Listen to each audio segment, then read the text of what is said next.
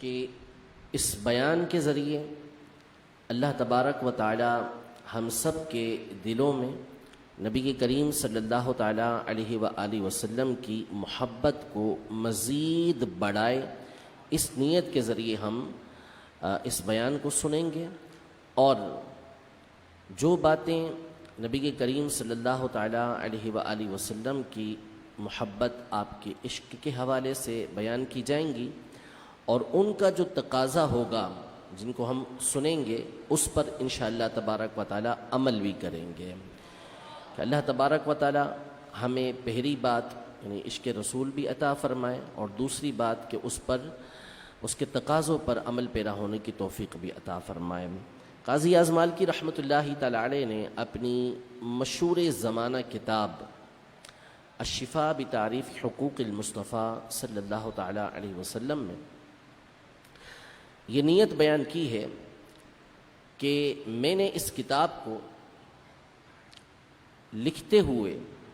جو نیت کی، جو میرا مقصد ہے وہ یہ نہیں ہے کہ میں اس کے ذریعے سے کسی غیر مسلم کے اوپر اس بات کی حجت کو قائم کروں، یہ دلیل قائم کروں کہ ہمارے آقا و مولا صلی اللہ تعالی علیہ وآلہ وسلم اللہ کے آخری اور سچے رسول ہیں۔ ان چیزوں پر دلیل قائم کرنے کے لیے اور جو قرآن و حدیث کے اندر عقلی دلائل موجود ہیں ان کو بیان کرنے کے لیے میں نے اس کتاب کو نہیں لکھا۔ اس کتاب کو میں نے اس لیے لکھا ہے تاکہ اہل ایمان کے دل میں نبی کریم صلی اللہ تعالیٰ علیہ وسلم کی محبت مزید بڑھ جائے، ان کے دلوں کے اندر جو عشق ہے اس کے اندر مزید اضافہ ہو جائے۔ تو انشاءاللہ تبارک و تعالی ہم بھی اسی نیت کے ساتھ کہ نبی رحمت صلی اللہ تعالیٰ علیہ وآلہ وسلم کا عشق محبت مزید ہمارے دل کے اندر بڑھے، بیان سننے کی سعادت حاصل کریں گے۔ حضور اکرم صلی اللہ تعالیٰ علیہ وآلہ وسلم کی شان مبارکہ یہ ہے کہ قرآن پاک میں اللہ تبارک و تعالی ارشاد فرماتا ہے الم نشرح لک صدرک، اے محبوب کیا ہم نے آپ کے لیے آپ کے مبارک سینے کو چاک نہ کیا، اسے کھولا نہ۔ اعلیٰ حضرت امام اہل سنت رحمۃ اللہ تعالی علیہ کے والد گرامی مولانا نقی علی خان رحمۃ اللہ تعالی علیہ اپنی کتاب الکلام الاوضح فی تفسیر سورۃ الم نشرح، یہ آپ نے سورہ الم نشرح کی تفسیر میں کتاب لکھی ہے جو تقریباً 500 صفحات کے اوپر مشتمل ہے۔ اس میں آپ نے اس آیت کی تفسیر کرتے ہوئے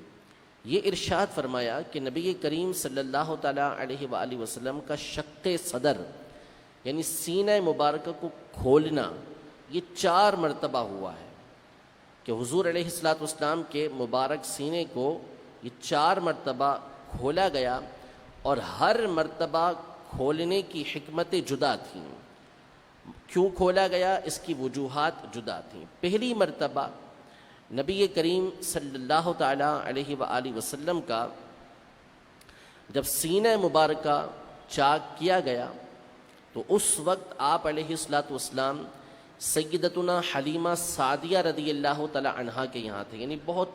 عمر کے اعتبار سے بہت چھوٹی عمر تھی اس وقت، اور آپ علیہ الصلوۃ حلیمہ سعدیہ رضی اللہ تعالی عنہا کی بکریاں چرانے کے لیے لے کر گئے ہوئے تھے، تو وہاں پر جبریل امین اور دیگر فرشتے یہ آسمان سے اترے اور نبی کریم صلی اللہ تعالیٰ علیہ وآلہ وسلم کے مبارک سینے کو چاک کیا، اور اس میں اللہ تبارک و تعالیٰ کے حکم سے علم، حلم یعنی برداشت اس کو ڈالا، اور اللہ تبارک و تعالیٰ کی رضا کو آپ کے سینہ مبارکہ کے اندر داخل فرمایا۔ یہ پہلی مرتبہ نبی کریم صلی اللہ علیہ وسلم کا جب مبارک سینہ چاک ہوا اس وقت ایسا ہوا۔ دوسری مرتبہ جب آپ علیہ الصلوۃ کی عمر مبارک 10 سال تھی اس وقت یہ واقعہ پیش آیا کہ آپ علیہ الصلوۃ کے مبارک سینے کو چاک کیا گیا۔ اس میں کیا ڈالا گیا انشاءاللہ میں ابھی عرض کرتا ہوں۔ تیسری مرتبہ جب آپ علیہ الصلوۃ کے مبارک سینے کو چاک کیا گیا تو یہ اس وقت ہوا جب آپ علیہ الصلاۃ والسلام نے اعلان نبوت فرمانا تھا، اس سے پہلے آپ علیہ الصلاۃ والسلام کے مبارک سینے کو چاک کیا گیا اور اس کے اندر طاقت و قوت کو رکھا گیا تاکہ آپ علیہ الصلاۃ والسلام جو وحی نازل ہوتی ہے اس وحی کے بوجھ کو اٹھا سکیں، کیونکہ حضور علیہ الصلاۃ والسلام پر جو قرآن نازل ہوتا تھا، اس قرآن کے بارے میں خود قرآن ارشاد فرماتا ہے کہ لو انزلنا هذا القرآن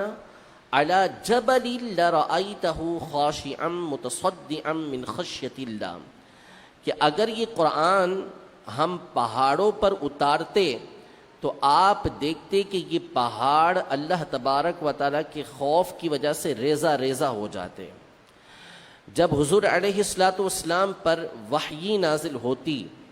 قرآن اترتا، تو آپ علیہ الصلاۃ والسلام سخت سردی کے اندر بھی آپ علیہ الصلاۃ والسلام کی مبارک پیشانی پر کثرت سے پسینہ آ جایا کرتا تھا۔ آپ علیہ الصلاۃ والسلام اونٹنی پر تشریف فرما ہوتے، اس وقت وحی نازل ہوتی تو اس وحی کے بوجھ سے، قرآن کی آیت کے بوجھ کی وجہ سے وہ اونٹنی زمین پر بیٹھ جایا کرتی تھی، اتنا اس کے اندر بوجھ ہوتا تھا۔ لیکن نبی کریم صلی اللہ تعالیٰ علیہ وآلہ وسلم کے قلب اقدس کو اللہ تبارک و تعالیٰ نے وہ قوت عطا فرمائی تھی کہ آپ اس بوجھ کو بآسانی برداشت کر لیا کرتے تھے۔ تو وحی کے نازل ہونے سے پہلے، اعلان نبوت سے پہلے، آپ علیہ الصلاۃ والسلام کی سینہ مبارکہ کو چاک کر کے اس میں طاقت و قوت رکھی گئی کہ اس کے ذریعے آپ قرآن پاک کا جو بوجھ ہے اسے برداشت کر سکیں۔ چوتھی مرتبہ نبی کریم صلی اللہ علیہ وسلم کے مبارک سینے کو اس وقت چاک کیا گیا جب آپ علیہ الصلاۃ والسلام معراج کے لیے اللہ تبارک و تعالیٰ کی بارگاہ میں حاضر ہوئے، اور اس وقت بھی طاقت و قوت ایسی رکھی گئی کہ اللہ تبارک و تعالیٰ نے آپ علیہ الصلاۃ والسلام کو اپنی زیارت کا شرف عطا فرمایا، اور نبی کریم صلی اللہ تعالیٰ علیہ وسلم نے اللہ ہی کی دی ہوئی قدرت سے اس کو برداشت کیا۔ ورنہ موسیٰ علی نبینا و علیہ الصلاۃ والسلام پر جب ان کے سامنے کوہ طور پر تجلی فرمائی تھی تو موسیٰ علیہ الصلاۃ والسلام اس تجلی کا جو اللہ تبارک و تعالیٰ کے نور کی تجلی تھی اس کو برداشت نہیں کر سکے تھے، لیکن نبی کریم صلی اللہ علیہ وسلم نے اللہ کی دی ہوئی اس قدرت سے اس بوجھ کو بھی برداشت فرمایا۔ دوسری مرتبہ جو آپ علیہ الصلاۃ والسلام کا مبارک سینہ چاک کیا گیا تھا 10 سال کی عمر میں، تو اس کے بارے میں کتب کے اندر یہ بیان فرمایا گیا کہ اس وقت نبی کریم صلی اللہ تعالیٰ علیہ وسلم کے مبارک سینے کے اندر شفقت، رحمت اور مہربانی کو رکھا گیا تاکہ آپ علیہ الصلاۃ والسلام امت کے گناہ گاروں کی جو تکلیف ہے، ان کی طرف سے جو اذیت پہنچنی ہے یا جس طرح کے معاملات ان کی طرف سے آنے ہیں، آپ علیہ الصلاۃ والسلام اپنی رحمت اور شفقت سے ان کو دور کر سکیں۔ حضور علیہ الصلاۃ والسلام خود ارشاد فرماتے ہیں کہ 10 سال کی عمر میں جب یہ معاملہ پیش آیا تو اس وقت سے میں اپنے دل کے اندر ہر ایک کے لیے رحمت اور مہربانی کو محسوس کرتا ہوں۔ آپ علیہ الصلاۃ والسلام کو اللہ تبارک و تعالی نے سراپا رحمت بنایا تھا۔ قرآن مجید فرقان حمید میں اللہ تبارک و تعالی نے بہت سارے مقامات پر نبی کریم صلی اللہ تعالی علیہ وآلہ وسلم کی رحمت عامہ اور خاصہ کو بیان کیا ہے کہ نبی رحمت صلی اللہ تعالی علیہ وآلہ وسلم اللہ تبارک و تعالی کی کیسی رحمت ہے کہ خود اللہ تبارک و تعالی ان کا رحمت ہونا قرآن پاک میں کئی مقامات پر بیان فرماتا ہے۔ ان میں مشہور و معروف جو آیت مبارکہ ہے وہ سورہ انبیاء کی آیت مبارکہ ہے کہ اللہ تبارک و تعالی ارشاد فرماتا ہے وَمَا أَرْسَلْنَاكَ إِلَّا رَحْمَةً لِلْعَالَمِينَ، کہ اے محبوب ہم نے آپ کو تمام عالم کے لیے رحمت بنا کر بھیجا ہے۔ یہ مشہور آیتیں ہیں، میں اس میں سے چند بنیادی ایسی باتیں آپ کے سامنے عرض کرتا ہوں کہ انشاءاللہ تبارک و تعالی اسے آپ توجہ سے سماعت فرمائیں گے تو حضور علیہ الصلوۃ والسلام کی عقیدت و محبت مزید ہمارے دل کے اندر اجاگر ہوگی۔ سب سے پہلے تو یہ جان لیں کہ عالم کہتے کس کو ہیں؟ عالم کا معنی ہے ما سوی اللہ، اللہ کے علاوہ جو بھی چیز ہے اس کو عالم کہا جاتا ہے۔ ساری کی ساری مخلوق، ان کو عالم کہتے ہیں۔ اللہ تبارک و تعالیٰ نے نبی کریم صلی اللہ تعالیٰ علیہ وآلہ وسلم کو ساری مخلوق، چاہے وہ انسان ہوں، چاہے وہ جنات ہوں، چاہے وہ فرشتے ہوں، چاہے وہ جمادات ہوں، وہ پتھر ہوں، وہ درخت ہوں، ہر ایک کے لیے اللہ تبارک و تعالیٰ نے نبی کریم صلی اللہ علیہ وسلم کو رحمت بنا کر بھیجا ہے۔ اچھا، اب رحمت کس کو کہتے ہیں اسے جاننا ضروری ہے۔ رحمت کا مطلب ہوتا ہے وہ چیز کہ جس کی حاجت ہر شخص کو ہر وقت ہوتی ہے، ہر شخص کو ہر وقت جس چیز کی حاجت ہوتی ہے اس کو رحمت کہا جاتا ہے۔ سیدنا عبداللہ بن عباس رضی اللہ تعالی عنہما ارشاد فرماتے ہیں، بخاری شریف کی ابتدائی حدیثوں کے اندر یہ حدیث پاک موجود ہے،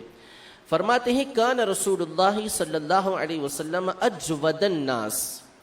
نبی کریم صلی اللہ تعالی علیہ وآلہ وسلم تمام لوگوں میں سب سے بڑھ کر سخاوت فرمانے والے تھے۔ پھر فرماتے ہیں کہ حضور اکرم صلی اللہ تعالی علیہ وآلہ وسلم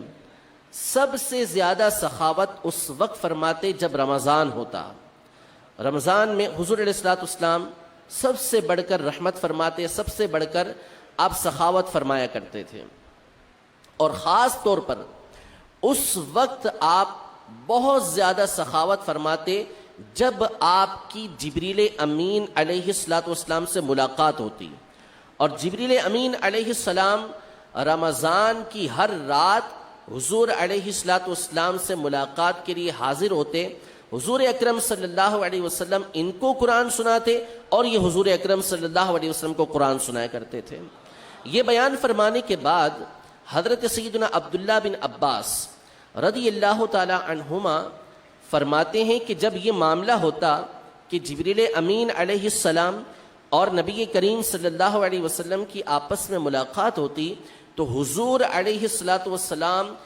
تیز ہوا سے بھی زیادہ سخاوت فرمانے والے ہوتے ہیں۔ اچھا، اب یہاں پر سیدنا عبداللہ بن عباس رضی اللہ تعالی عنہما نے حضور علیہ الصلوۃ والسلام کی سخاوت کے حوالے سے یہ ارشاد فرمایا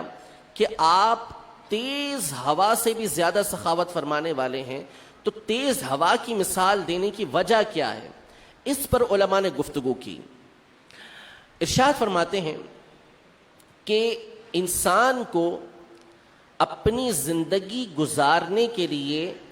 کئی چیزوں کی ضرورت ہوتی ہے جن کے بغیر انسان زندگی نہیں گزار سکتا۔ مثلا کھانا،